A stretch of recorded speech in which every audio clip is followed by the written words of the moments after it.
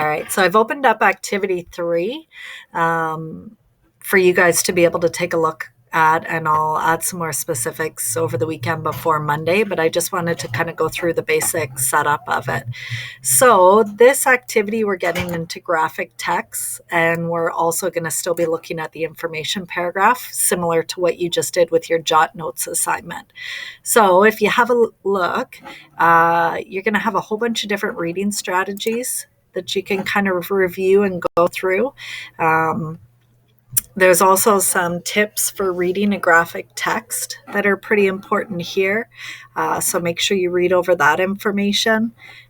And then there's some information about how to find the main ideas and supporting details in an infographic. So then what you end up with there's 2 different infographics. So there's this one, how is wind power harvested? And then there's also the most polluted places in the world.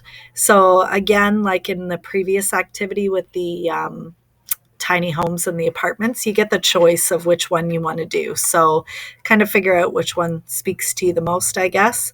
And then you are going to do the following. So these are the links from here. I've just opened them in advance. So first, you're going to pick whichever one you want, and these are the live links just out on the internet if you want to see the infographic a little bit bigger.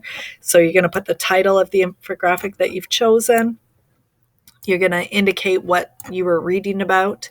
So after looking through the whole infographic and doing some of the things that have been suggested here and here, I want you to tell me what you think the main idea of the infographic is, and then you need to provide me with 4 specific pieces of detail as to why you believe that that's what the infographic was about. So that being said, on the main page, there's also a link to an example. So this is a completed assignment, not the same one, obviously, but it'll give you an idea of what is a good example of maybe a supporting detail. So if you need that as a little review, you can open that as well. The next part for this activity, don't forget, that'll get put into the assignment box for me, and it'll be marked. There will be a rubric there. I'll talk about that more specifically after. Once you've done your infographic on the home page where we have your reading log linked, you're going to enter this as one of the things that you've read in your reading log. And then we're going to work on doing your information paragraph. It'll be very similar to what you've just done. And this one goes in the assignment box as well. So if we open that activity, you're going to copy and paste your work over that you used from here. I may have given you comments in time to do this.